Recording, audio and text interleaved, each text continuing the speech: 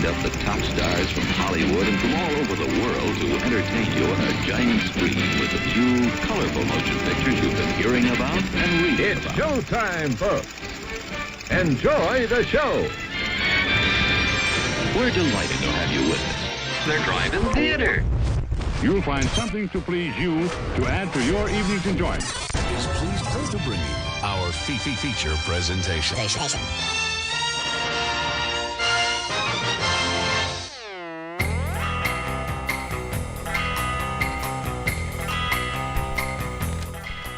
What's up, everybody?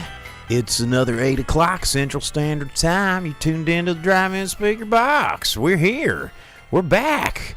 It's another week, man. We're here with you, and I'm your host, the Boom Operator. I'm Slick Doggy the Grip. That's right. Is it a little dark in here? I think my lights.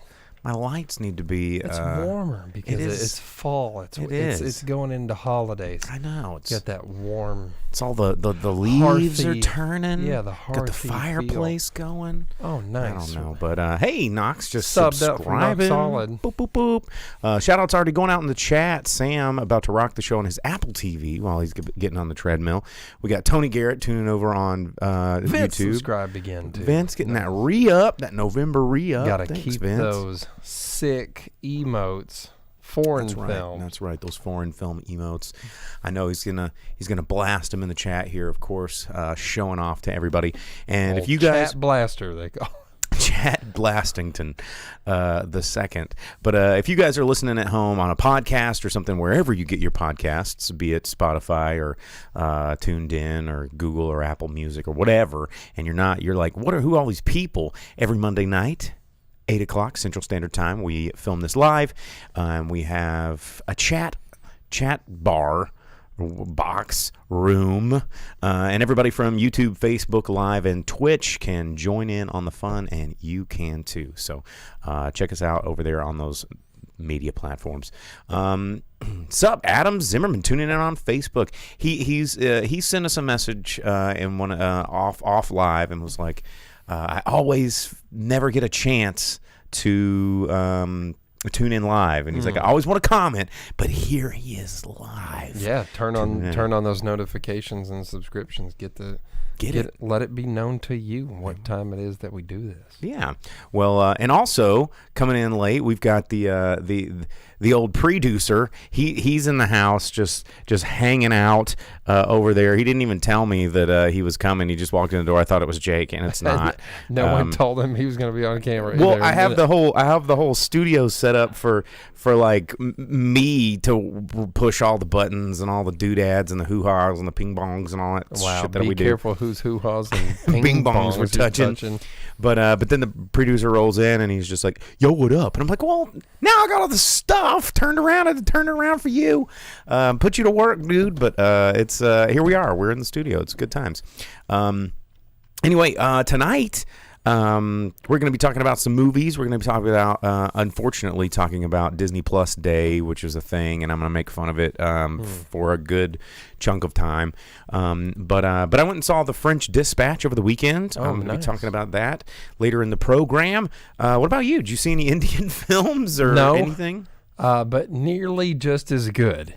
I did watch the new director's cut, Rocky IV: Rocky versus Drago, in the movie theater during its one-time only showing, complete with a live interview of Sylvester Stallone preceding the movie. So yeah.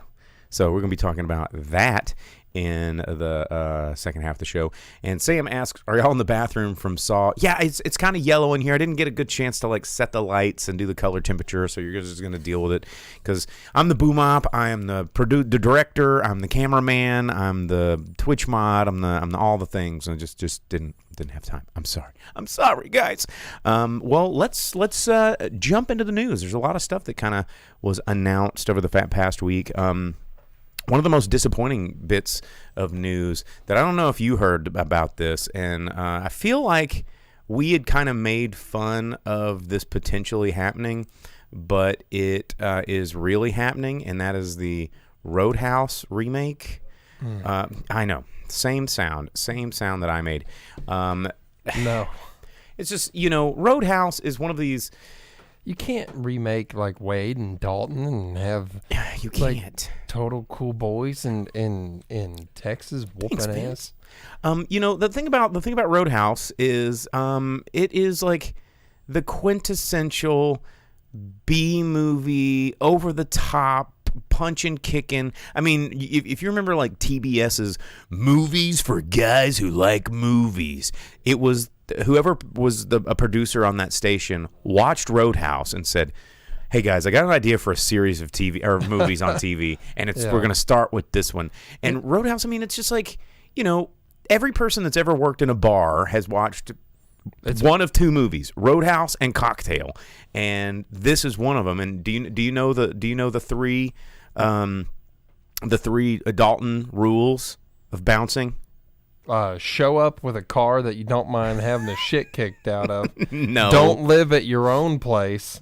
And It was rule number 1. Make sure you know Wing Chun. Rule number 1, never underestimate your opponent and to expect the unexpected.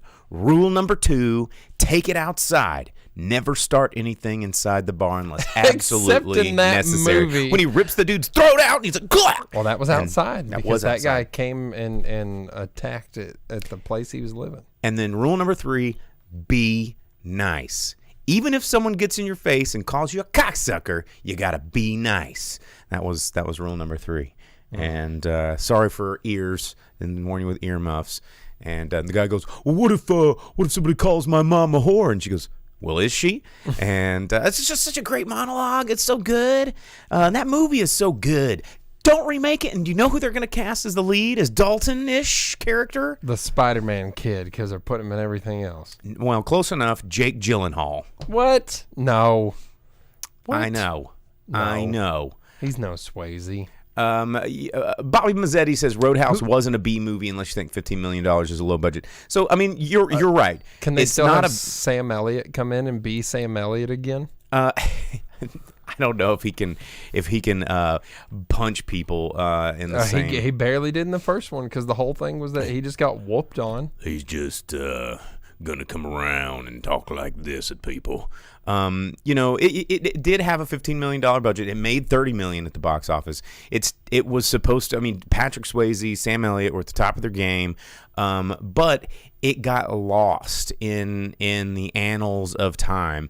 You're right. Classically, it's not a B movie, but there are a lot of movies that become B movies because they kind of become lost to generations. Like, Army of Darkness was not technically a B movie, but most people classified it as a B movie because it was a sequel to a franchise of B movies. I think any Sam Raimi movie is really a B movie, and he just got lucky with Spider-Man. It's probably true, but Bobby, you were correct. Technically, it's not a B movie, but that's what people refer to it as. Because anything that kind of just gets stuck on TBS Superstation, except for Bond movies, or that was TNT where they did Bond Fest, wasn't it? It was like 700 Days of Bond or whatever they would do back in the day. They were both Turner Networks. Who knows, man? I don't know. Ted Turner, the ultimate bro. But yeah, so I don't think this is necessary. I don't think anybody needs to see a Roadhouse remake, especially not this guy. But it's been greenlit, and they are they're moving forward on this thing. Directed by Doug Liman. So or Lyman, excuse me. He's going to be working out. Anyway, what else did I want to be a lemon? It is. It absolutely is. Did you hear about the Halo TV series? I just watched a trailer for it today. I'll let you take over then. Oh, well, no, I mean, that's all I had. I just saw a trailer. It's going to be like, it was on a Turner Network, wasn't it? It's going to be like a TNT or something or another, right? How did you feel about it? I mean, I like Halo a lot, So, coming up on the 17th for 11/17, because it's one more 1 than 117 in the John 117. Samsung's doing a big thing because they made a new grapple hook, and you can actually mess with it. Watch their Twitch channel on Wednesday. But I like Halo. I've liked You want to watch movies. a TV series? Hell yeah! Every week, just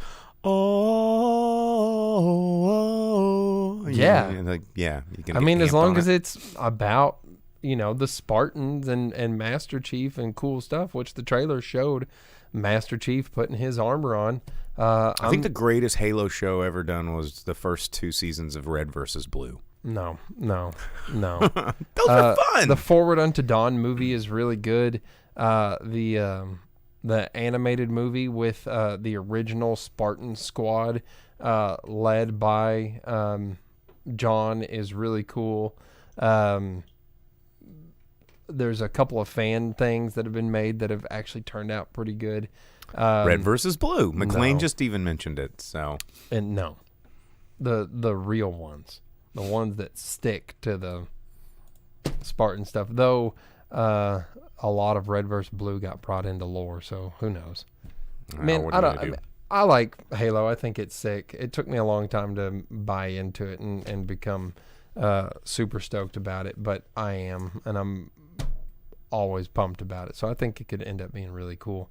It looked good, I mean, I'm not. I played the first 2, and that's about as far as I got. There's not anything you can do with Master Chief where you're like, oh, well, there's no way he can do that. Yeah, there is, man. In the books and comics, Master Chief can do anything. I mean, it's like, what, Halo 2 or 3 opens with him just like plummeting from space and then crashing into Earth, and he's all froze up, and they go, oh, let me just computerize, and he's good. So there's not much that Spartan can do. Well, in other news, I've been talking about this for a while, the IATSE deal. And for those of you that are just tuning in and don't know what IATSE is, well, it is the International Alliance of Theatrical Stage Employees. It's one of the bigger film unions in the country. And they've been kind of catch you up. They've been threatening to go on strike because of all the bull crap that's going on in the production world with the new media deals, and Hollywood getting just real gross, and streaming services getting real gross, and all this other kind of stuff. But they came to a kind of a deal. A lot of people are kind of saying it's yeah, there were some victories made, but it was too little, and they have made some improvements. There was a few minimum wage improvements on, I think in my notes it said Local 871. It doesn't apply to everybody. It only applied to low-paying positions like writer's assistants and art production coordinators, getting a bump from like $15, $16 an hour up to like 20-something. But it ended loopholes. One of the biggest things the victory was, it ended loopholes on turnarounds. And turnarounds are the periods of rest that you have to allow a film crew member to have. So, the thing about working on a film set is you work when the light works. If you're doing exteriors, well, you can't shoot a daytime exterior outside. You gotta, you're always working. You're fighting the light. Interiors, you can do day for night. You can do all this kind of stuff. But most people try to shoot when the time of day it is in the shoot. And they try to push those days. So what is pretty common in film is, they'll work you till like midnight, 2, 3, 4 a.m. And I'm like, guess what? 9 a.m. call time. And you're like, that just gives me enough time to get back to my hotel or wherever I'm staying, shower, sleep for a couple hours, wake up and get back here and pull another 16-hour days. So they have made a minimum. It used to, I think, be a 6-hour minimum but I mean, most people got an 8, but they bumped it to a minimum of 10-hour turnaround. So that's pretty cool because that's unheard of, because most people do 8. 8 was like the max most people would give you an 8-hour rest between your next shift, and it's like, okay, that's literally just enough time to go home, sleep, and come back. Some movies are going to take longer, or they're going to have more than one crew on rotation. Mm-hmm. Having double units, but that's where other union deals come into play. Like the Transpo, the Teamsters, their union is rock solid. You don't mess with the Teamsters. But anyway, I thought that was pretty interesting. I'm going to keep following it because it is something that is still unfolding and is going to really, really affect movies and movie making as we know it in the coming years. Because I mean, streaming services are really affecting everything, and the deals that were in place were for theatrical, and they're trying to retrofit this stuff, and it's just not working. And speaking of streaming services, I guess that's the time to jump into Disney Plus Day 2021. It's this 2-year anniversary of Disney Plus. They did a Disney Plus Day. The previous one was kind of a big ordeal. This one was a little weird, kind of disappointed a lot of people because it was all on Twitter. And one of the most hilarious things to me, which again, something that I've talked about on the show for years, is how dangerous it is to have everything on the cloud and from the networks and the service providers, like the production studios, because then they hold all your stuff hostage. Disney Plus, get this, like all of their teaser stuff and trailers, they were putting behind a paywall. Like, they were giving you a discount to sign up for Disney Plus. It's like, oh, yeah, sign up for Disney Plus at this discount to see the trailers for the new stuff that's coming out. And it's like, what an asshole move to, like, I'm not going to pay $1 to see the She-Hulk 30-second trailer. And they were asking you to pay to see this crap. And it's like, This is what, if we are not careful, this is what is going to happen, is everything's going to be behind a paywall. It's going to be microtransactions, just like the video game industry. And that's something I've told people a long time ago about, video games have gotten so weird in the past 10 years because you don't get whole games anymore. You get pieces of games, and then just like, well, let's just put out an incomplete game and keep throwing little bits of game in there and make you pay for that it. is, well, no game was ever actually complete. You just dealt with the buggy version. It's like, I never had a buggy game as a kid, dude. StarCraft was perfect. And then, don't make that face. And then the expansion, you bought the expansion for like $15. And then you had an update. Boom. That's it. I didn't need $4.99 every month for a freaking season or whatever. Like, get out of here with that garbage. Yeah, boo on you. Boo on you. Speaking of boo, things that Disney Plus announced, they teased the Hocus Pocus Part 2, which, the return of the Sanderson sisters. I'm sure they'll only be in it for like maybe 10 minutes, and then they'll pass the torch on to somebody else. Because they did like a play. They did. And they broadcast it once. Yeah, it was supposed to be like full, like there was a lot more of them than what people expected. It was a charity fundraiser for the New York, like a botanist club or something like that. I can't remember what it was. The Arbor Foundation for New York City. But everybody's really hype about it. It'll be interesting to see what they do because Binks is dead, and he was the best part about that movie. But Billy Butcherson is supposed to be coming back, being reprised by the man himself. So that's coming. Most everything else was like really weak ass Marvel teasers. And what do you mean? Everyone has their nostalgia hard on. They got their X-Men 97 coming back, and there's no way it's going to be as good as X-Men when we were growing up. So X-Men 97, they're saying it's an animated series that's going to pick up right where the 1997 series left off. I really doubt that. They're probably going to have characters that didn't exist, and they're not going to have the same voice actors, and it's going to be... Yeah, it's not going to be like, I'm the Juggernaut, bitch, and like rolling up and smacking Dazzler across the mouth because she sucked. What? And Dazzler rules. What are you no, she about? didn't. She came in with her little jacket and her glasses, and she's like, you guys need fireworks? Pew! And like, and then she got smacked by a Sentinel, and Professor X was like, what do we got to do about Dazzler? And the end. And then talking about Jubilee. Jubilee was the one in the cartoon. Was it Jubilee? Yeah. Okay. Well, wasn't Jubilee the one in the cartoon because they couldn't use Dazzler for some reason? Probably. I think that's what it was. Dazzler's a rock star. At least it says it's going to be gender bent and no violence, which you're probably 100% correct. First episode, they're like, forget Wolverine. Here's X-23. No, Wolverine's going to come out and he goes, I'm a she now, bub. And chink, chink. And whatever, dude. That's what's going to happen. X-23. He has a clone. That's right. And he has a son. What's his pronoun? Kim. Huh? What's his pronoun? Do we know? X-23's? X-23. X-23 is the little girl in Logan, right? Yeah. So I don't know. It's going to be weird and unnecessary as a Moon Knight show. And Whoa, hey, Moon Knight can be super cool. it could be, but it's not gonna be. No, because Moon Knight always starts out cool and then tanks by like they tried to issue do that 20. Cloak and Dagger show, and that was garbage. Cloak and Dagger's never been cool. No one has ever liked them. Cloak is awesome. Cloak is awesome. No one has ever liked Cloak and I Dagger. liked Cloak. I thought To the Cloak- point where they always had their own comic, and no one ever really cared that they were mutants. Like, oh, I guess they're mutants, so that people like them because X-Men. No one's ever liked Cloak was cool. them. No.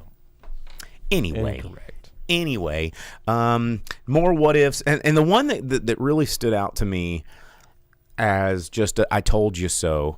It was ever since Guardians of the Galaxy came out, I was like, they're eventually gonna figure out a way to do a Baby Groot movie or a Baby Groot show or a Baby Groot just shoving Baby Groot down your throat.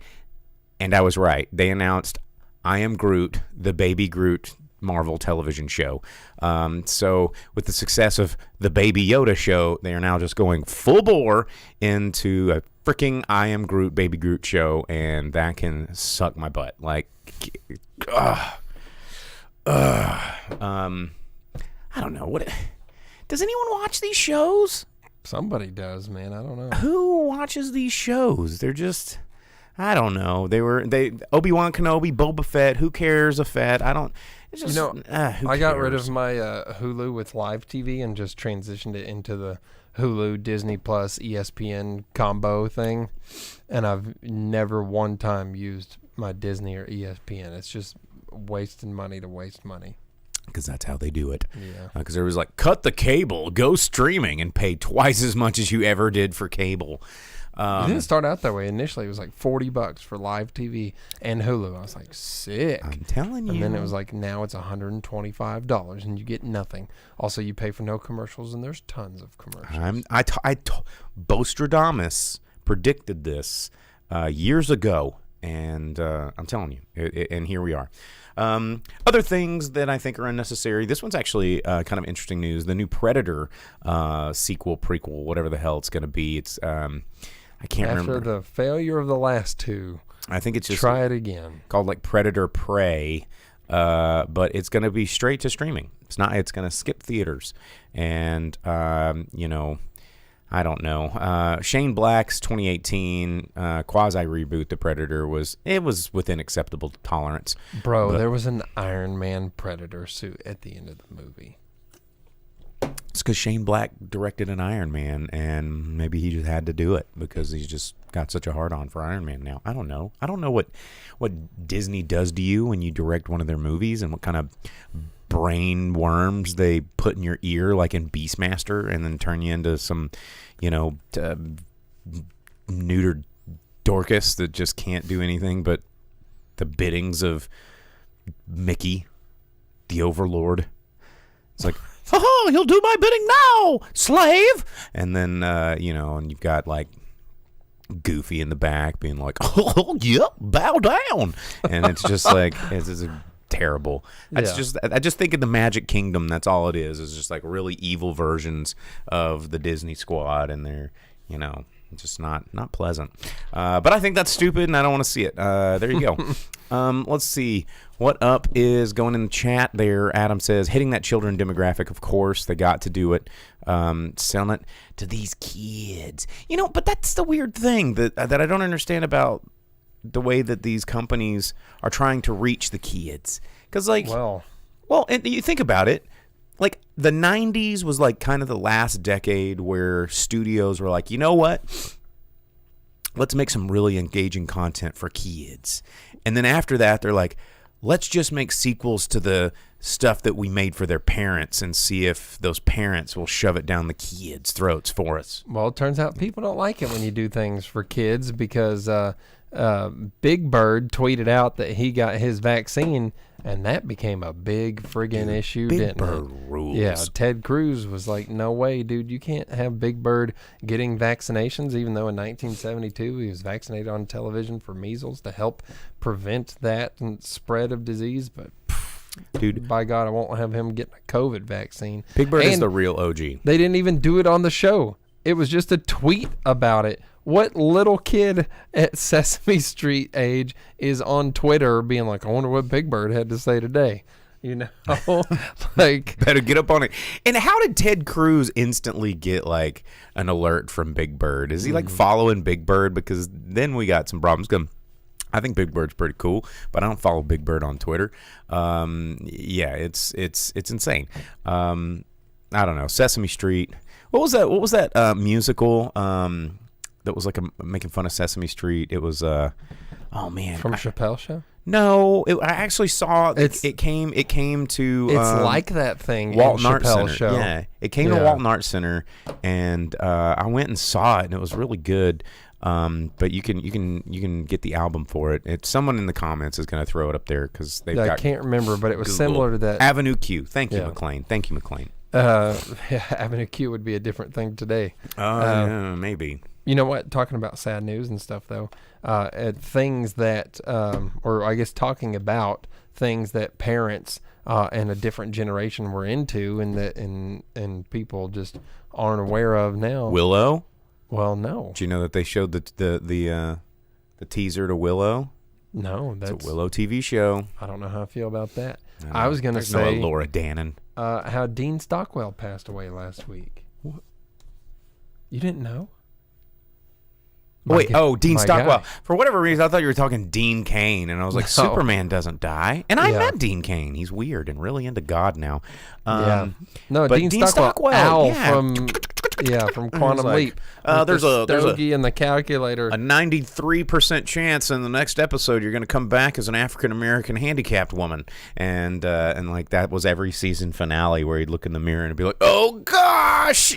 Yeah, don't go back and watch Quantum Leap out of context, because do not. You'll be able to really take it out of context. There's one famous clip that I'm not gonna talk about here. Well, you didn't invent the clip. Talk about it. No, talk about it. No, because it has a word in it that I don't want to use. You don't have to use. You can speak around the word. Anyhow, Quantum Leap, very impactful, really good TV show. Dean Stockwell, actor in all sorts of things. But everybody knew him as from a child actor till fairly recently. He passed away at 85 last week. He'd been acting since he was a little kid. Dang. Yeah. How about Dang. Well, he has quantum leapt into the afterlife. Wow. I mean, wow, he's dead. He's not going to care what I say. Yeah, Vince is watching Quantum Leap. Nice. Very good. Right now. But talking about things that are a total bummer, you see there's more news from the set of Rust? No.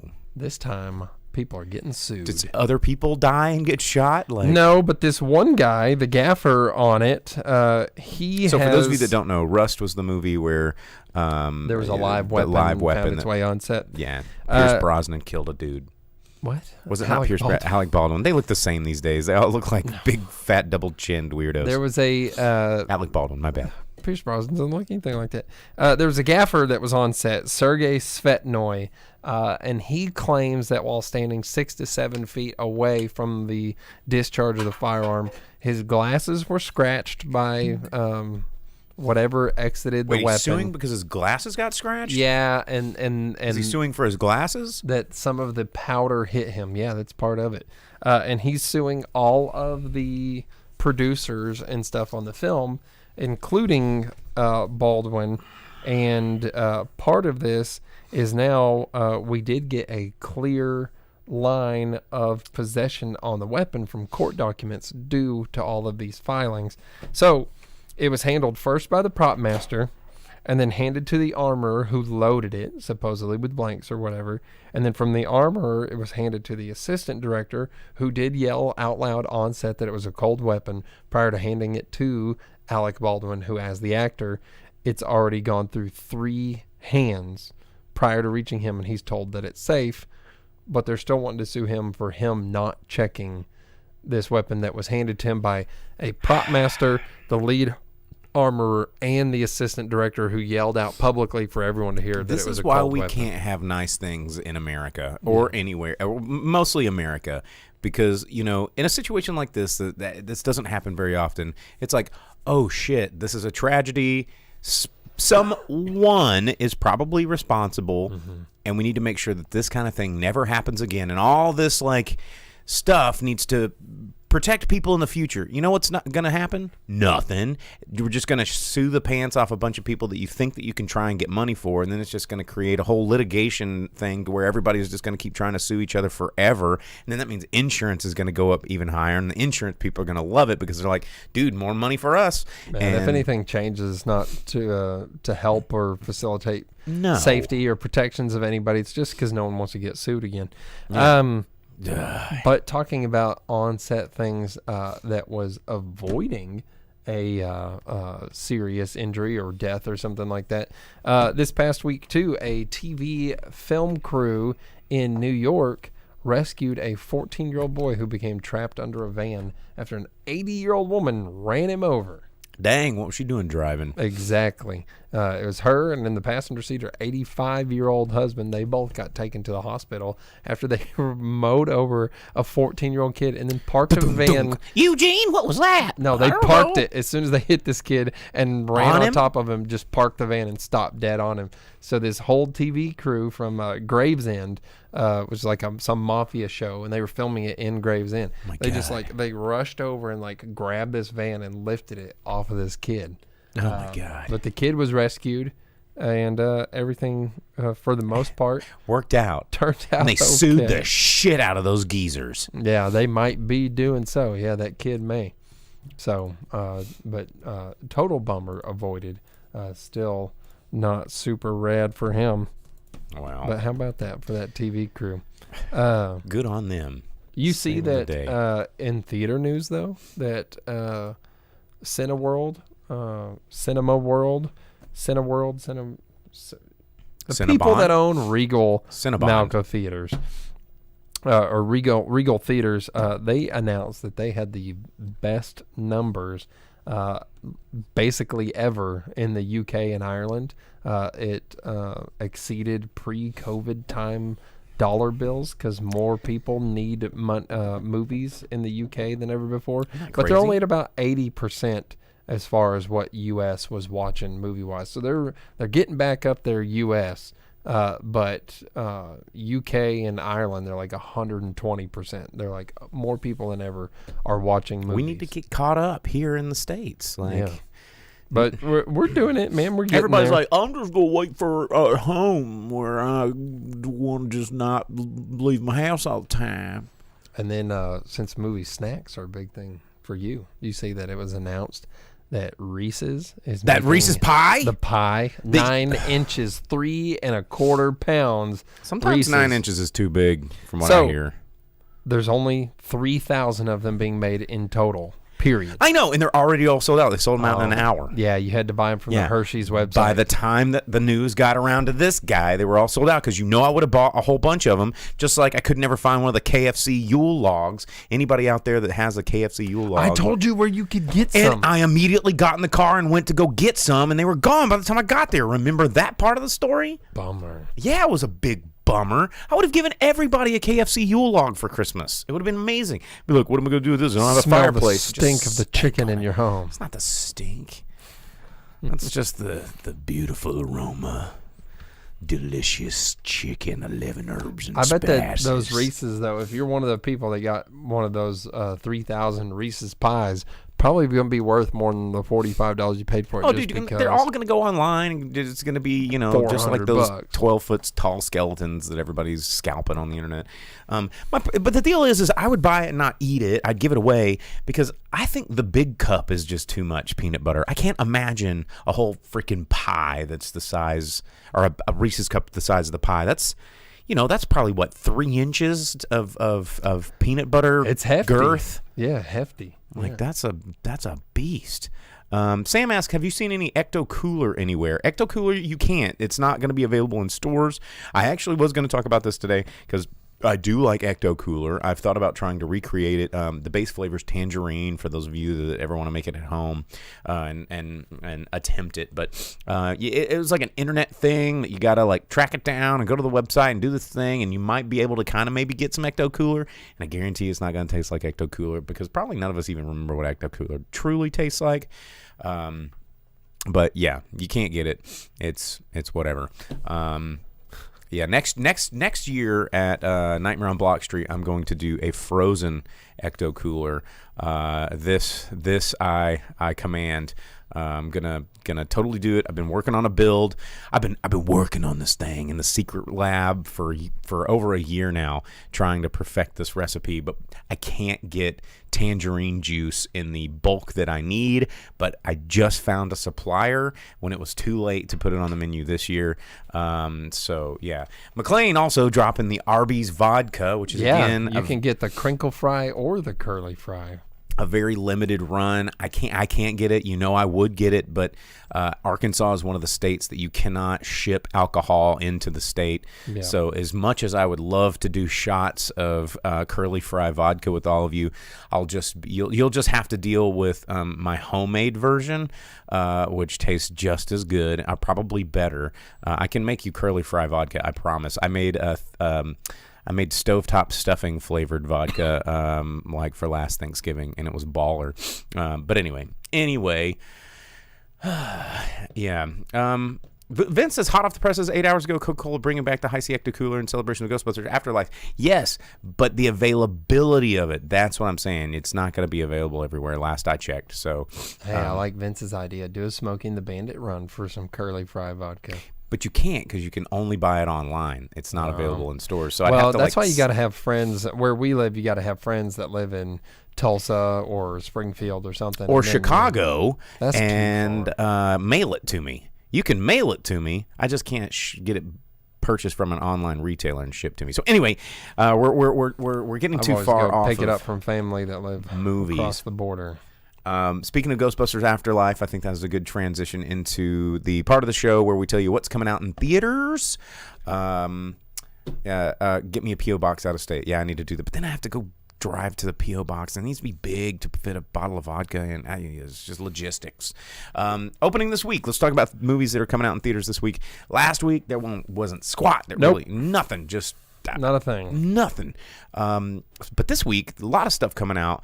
Most notably, finally, after a long waiting period of we didn't ask for this, Ghostbusters Afterlife hitting theaters. The new film from Jason Reitman. It's assembling the original cast or everybody that they could manage to get into it. Annie Potts in it. Annie Potts is in it. Sigourney Weaver's making an appearance. I think Bill Murray's making an appearance. Dan Aykroyd's making an appearance. They're all going to be there except for obviously Egon because he's dead. But I'm sure that they'll CGI something together. Well, but that's like the whole synopsis of the movie, dead. Right? Is that they're in Egon's house and they're his family, children and grandchildren or something like that. And Paul Rudd's in it, the sexiest man alive, according to Time Magazine. The more clips of this I see, the more pandering it looks. And, like Zool's going to be back, and Gozer's going to be back, and Stay Puft's going to be back, and Slimer's, I guess, got a brother named Muncher or Chomper or something. And it's just like, Jesus.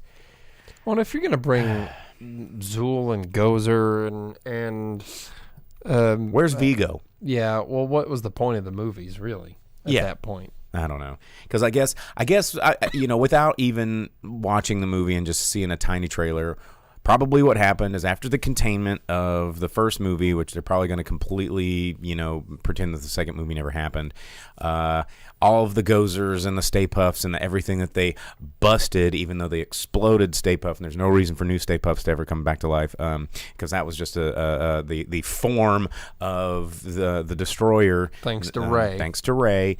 But Egon put them all in a containment unit, and since Mr. Peck came and shut these all off, and blew up New York, he's like, well, we got to put these ghosts somewhere.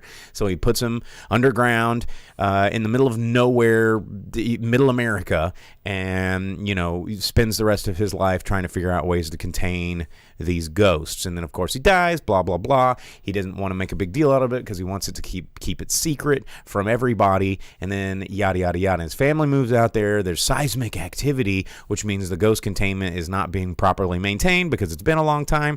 And then all of a sudden, guess what? The containment unit probably ruptures again, letting out all the same ghosts that we know and love or hate and don't need to see again into the small town community. And guess who has to save them? The kids. And the kids, with the blood of the ancients, they go seek out the old Ghostbusters to get some words of wisdom. And then one of them's probably going to be like, we're too old for this shit, but here we are to collect our check. And then they're going to get proton packs and they're going to show them how to use them. And then the kids are going to go out and bust the ghost, save the day, the end. I guarantee you that's the movie from start to finish. Hey, Vince, you said the Film Frenzy. Did you clip this? The Film Frenzy thing. Me and my family have played it multiple times. Trying to get him to sit down for the length of a movie for something like that at a time that works for us, difficult to do. But trying to get me, Mr. shows up to the show more than 45 seconds before I turn the camera on. More than. Nailed it. No, it was 28 seconds before the camera came on. I've been here since 7, dog. That's right. Anyway. All right. I'm Ghostbusters. Play it again. We talk about it all the time. Yeah. Also coming out, King Richard, the new film with Will Smith, which is the story of Venus and Serena Williams and their father, and kind of coaching them, from the bottom. Now they hear, so to speak, and looks like a good feel-good sort of, biopic. A lot of buzz coming up around this movie. Looks pretty good. Looks like a good performance from Will Smith. I think it's going to probably end up taking a back seat because Ghostbusters has just got so much momentum behind it. And a lot of smaller films that are coming out. There's a Blumhouse film, House on the Bayou, a film that's probably in super limited release, has a hilarious title called Bad Luck Banging or Looney Porn. There's a Ethan Hawke movie, Zeros and Ones. There's another a David Silverman and Raymond Percy film called Extinct. It is an animated film, but that one's probably going to be in limited release. But the two big ones, Ghostbusters Afterlife and King Richard. Yeah, probably. King Richard looks like the more interesting movie. Honestly, it does. Try and see one or both of these before next week's show. Because why watch goofy Ghostbusters when you can watch the tale of Venus and Serena becoming badasses? Exactly. All right, well, that's what's coming out in theaters this week. Let's talk about what's in theaters right now. You want to go ahead and talk about Rocky? Yeah. Let's go. Yeah, why not? We got 15 minutes. So there's not too many surprises here. Everybody's seen it already. Well, yeah, and that was the whole thing. So Rocky 4, Rocky versus Drago. Is that what it's called? That's what it's called. So it is the director's cut, brought by Stallone. It opened with an live intro. Him and Ben Minkowitz from TCM did an interview about Rocky, the whole series, and why 4, and what needed to be changed in 4, and why the changes were made. He said it was the most commercially successful movie. It had the biggest box office, but it was also the most flawed. And as a filmmaker, it was the one that he did not like, where it was and where it sat. So he wanted to get it redone. He introduced 40 new minutes of footage. That's a lot of minutes, but it's not 40 additional minutes. It has taken away certain parts of the original version of the film. And edited in others, mostly to restore character, drama, and humanity to people, and to take away the robot that nobody ever liked. So Sam asks in Facebook, he said, did Polly fall in love with the robot? Well, there's no robot. The robot's completely gone. And in the interview, Stallone did say the way that happened was he was sitting around eating pizza at a place that had a robot, i.e. Chuck E. Cheese or something very similar. And he goes, whoa, I got to have one of these in a movie. So he just threw it into Rocky 4 to ruin Polly's birthday. The thing that I think the robot has its place in this movie. Sure, and part of that's to show that where Rocky is. He's just stupid. Has too much money. He doesn't know what he's doing in his life. He's just like opulence is. It's a page right out of the Satyricon. But he doesn't know what he's doing. They already did that in Rocky 3. That was the whole point of Rocky 3 was that Rocky got swept up and carried away in the fame and being champion, and he kind of let himself get soft, and Clubber was able to come and thump him, but then he had to retrain and become, man from the streets, Rocky Balboa, and thump on Clubber Lang and beat him in round 4. But then here in Rocky 4, the point of it is that Creed, Apollo, wants to still be somebody, and he sacrifices his life in the ring versus Drago, and then Rocky has to take up that mantle and fight for not just him, but for Apollo and for America, and show Drago what's up, because Drago is like an incarnation of the the wall, like the Iron Curtain. Yeah, the communist force, and Rocky's here to tear him down, Yeah. And this movie brings all of that out more by getting rid of things like the robots. They did add in a lot more Apollo Creed. You got to see his motivations and why he was wanting to fight Drago, what made him get in that ring, things like that, so that when he does fall at the hands of Drago, you get why that happened. And they made it where he did edit it down where instead of holding off throwing in the towel, like Drago just murked out Apollo so hard that Rocky didn't even have time to do it. So instead of being like, throw in the damn towel for like 5 minutes, and Rocky just being like, I don't know if I should. My friend asked me not to. It's a much more quick thing. So it's like he was considering it, but never was allowed to have the time to think or react. And then you got more Drago. So you kind of got to see him more as a person and not just a machine. And then you got more. He was just a machine. Yeah, though. But you got more Adrian, Rocky. You got more of everybody. More Brigitte Nielsen. No, surprisingly, a little bit less of her. A little bit more of Living in America, which was nice. Vince says, would you say it's a better version overall? What I've been reading is most people's consensus is, yeah. It's hard to say better version because I've grown up with it and watched it so many times. That's just nostalgia talking. Yeah, but it's a good version. I wasn't upset about any of it. There wasn't anything, oh, but what about that? Or what about this? And, oh, I can't believe he got rid of this. You watch it, and it's its own movie in a way, and it tells a more succinct story, I guess. Far less 80s feel, feels more contemporary. So I think he got his wants across there, and it really works out. So I took my girlfriend with me because she had never seen any of the Rockies past 1. And we watched 2 and 3 at home, and then went and watched 4. Unfortunately, the spoiler of Apollo Creed getting killed at the beginning was given away in all of the interviews because they didn't expect anyone to have not seen this movie 100 times like the rest of us. But I showed her the robot and everything afterwards. She's like, oh, yeah, I'm glad we watched that version instead of the original. So it's good. And it's available to stream on Amazon Prime now anytime you want to. Now yeah. So after that first initial showing on Fathom, the 11th, with the Fathom events, they did make it immediately available for streaming on Amazon Prime. So you can watch either the original and or the new cuts of the movie on Amazon right now. So right on. Well, I'm going to try and keep this one short because we don't have a lot of time. But I saw The French Dispatch, the new Wes Anderson film. Obviously, kept getting pushed back because of the pandemic. But this is, his latest foray from a long journey of filmmaking back from the mid '90s with Bottle Rocket.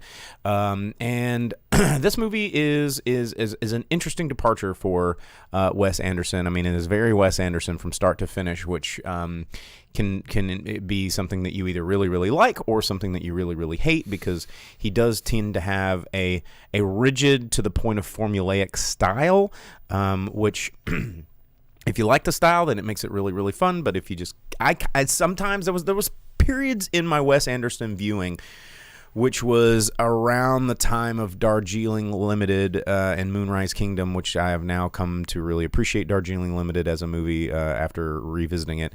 But it wasn't until Grand Budapest Hotel came back, and I was like, okay, Wes, I'm back. I'm digging it. But, Fantastic Mr. Fox and Isle of Dogs, I think, are his greatest. But that's just the animation lover in me talking. He's got another one that's on the way called Asteroid City.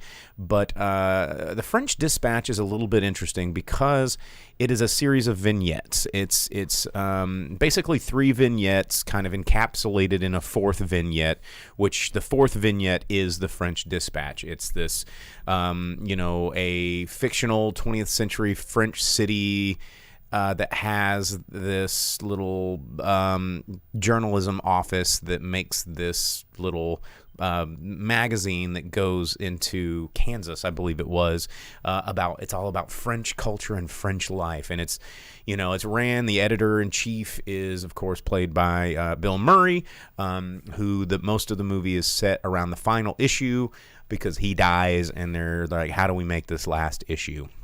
It's the first thing in the movie. No spoiler alerts.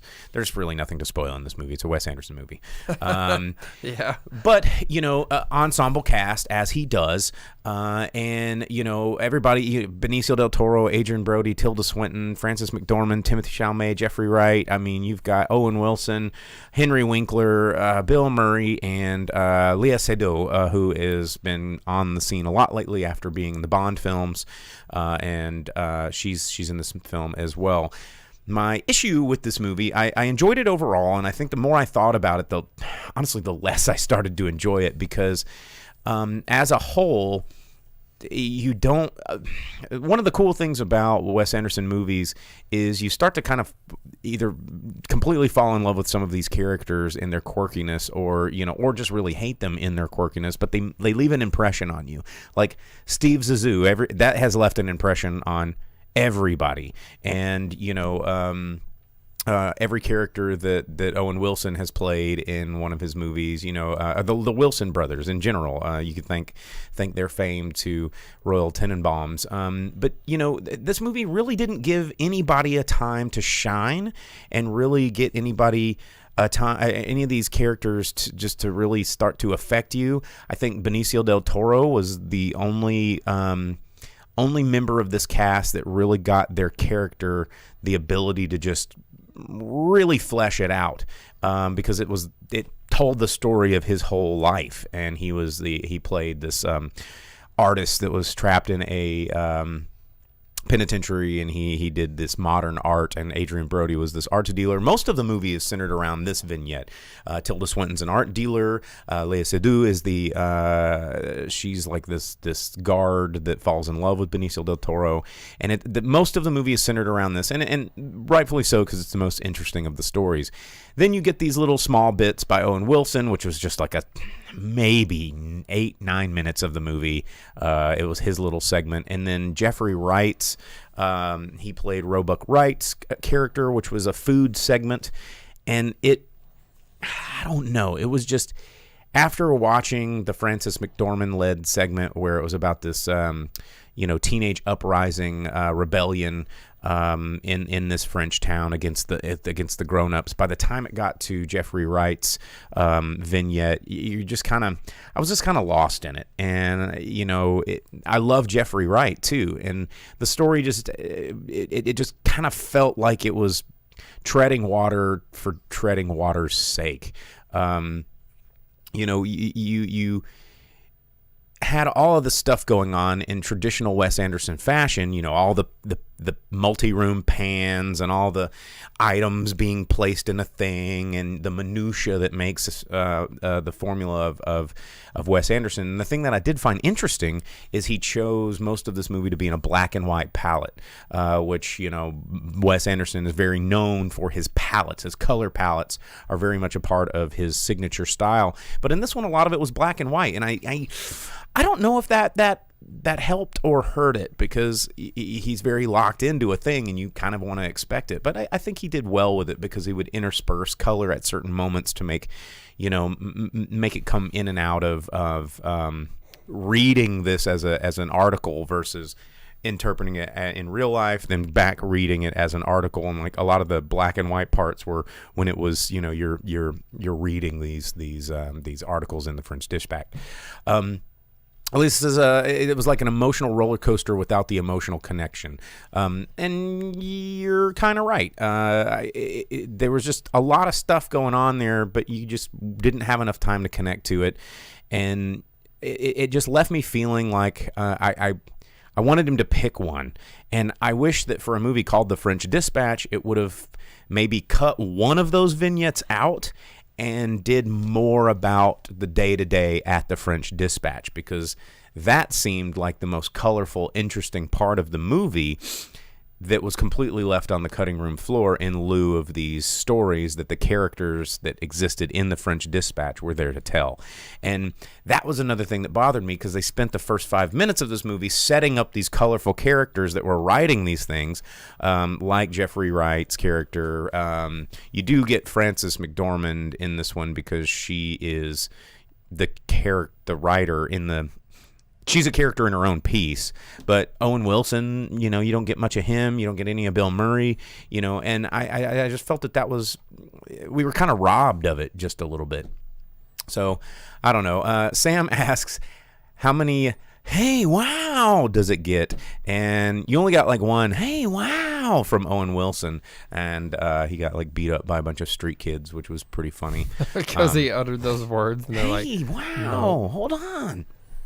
And they straightened his beat nose the hell out. out of him. But for the most part, it's a Wes Anderson. It's one of, I'm going to say it's one of his weaker films. I would rank it, if I was going to rank it, I would put it up there with Moonrise Kingdom in terms of how I felt about it, leaving it. For me, I think it's, Fantastic Mr. Fox, Isle of Dogs, Grand Budapest, Royal Tenenbaums, Rushmore, Darjeeling, Life Aquatic, Bottle Rocket, and then I'd put like this one, and it's just down there. So basically, it needs to be stop motion animation, or you ain't having it. Well, there was an animation segment in this movie that felt super out of place. It was not a good animation. It didn't fit, I didn't think, and Vince says he really wanted to love Isle of Dogs, and I did. And I don't know. I think I don't know. Maybe it's just because the everybody thinks that I'm not a pet lover. I'm not much of a pet lover. I'm a huge animal lover, and I think there's a difference. But as an animal lover, and a Japanese culture lover, I thought that Isle of Dogs was pretty good. Vince says he felt like he was the only person who didn't love Moonrise Kingdom. I didn't love Moonrise Kingdom, so you're not alone, Vince. We do agree. Least favorite of his, gotta say, didn't love any of the characters, and the color palette was lost. It was more Charlie Chaplin-esque, though. It did have some kind of Chaplin-esque vibes with, Wes Anderson's sort of dry, not quite slapstick, but that sort of abrupt, tongue-in-cheek, dry humor that. Not quite Monty Python either, but where it's just absurdist enough to be comedy, but dry enough to not like be like ha ha ha ha. Just kind of uncomfortable, fun humor. I don't know. It's worth seeing. I thought it was, it's better. It's better than the Eternals. If you're gonna pick a movie to go see, don't see that shit. Don't give Marvel any more money, but or Ghostbusters Afterlife. Whatever, dude. You're talking to two people who really like Ghostbusters. It's like, half the that. Jesus Christ. Hand me my ghost trap over there. You're talking to a guy who really loves Ghostbusters. I got Ghostbusters shit just like sitting all over the place. I don't think this has batteries in it, but I got my ghost trap. I got Slimer over there. We got the Ghostbusters toys right up. Where are they? I'm pointing to there. We love Ghostbusters, but that doesn't mean we're already automatically signed up to love this because it's Ghostbusters. Whatever. And Patrick Henry says, "Don't see Clifford the Big Red Dog." I didn't really plan on it because I don't have children, and I actually do enjoy watching family films and children's films, and they can be pretty fun. But Clifford just didn't really look like my cup of tea. So and yeah, at least says even diehard fans get sick of pandering, and who likes pandering? I don't know. I don't know. Vince wants us to, he says, work on those worsts of the year list. Well, I guess we can watch Ghostbusters for that. Yeah, there you go. Or Clifford. Or Clifford the... I mean, we'll probably end up watching most of them because there wasn't a whole lot, you know. And the way that the worst of list works, guys, is it's theatrical releases. So. Oh, Sam, hand me my ghost trap. That's got to be the nerdiest thing he's ever heard. How is that the nerdiest thing he's ever heard? Because you're on the show. Wow. And, like, where's your One Piece necklace? Oh, it's at home in a safe place. I have it on in my safe. No, I have it on my bookshelf by all my video games. All right. Well, anyway, that's our show, guys. Thanks for tuning in. We'll be back next week, probably talking to you about Ghostbusters Afterlife. We're gonna spend this week mentally preparing for all the pandering that's gonna happen. But you know, we do it for you. That's how we do it. Don't forget to like and subscribe. If you're over on Twitch, it is a new month, so you can use your Amazon Prime subs. They're free, and it gives us money. Thanks. We'd love your free money from Amazon. So don't forget to throw those subs out, and you can gift a sub as well. And if you're listening to this on your podcast, wherever you download podcasts, or if you're watching the video and you were like, man, I don't know, I missed last week's, but I just don't have time to watch it on my phone, but maybe I can listen to it on the go. You can download it wherever you get your podcast. Exact thought process. Isn't that how you guys think when you're driving around? But anyway, thanks for everybody that was participating in the chat. We will see you guys next week. And as always, I'm Bo, the boom operator. I'm Slick Doggy the Grab. Later.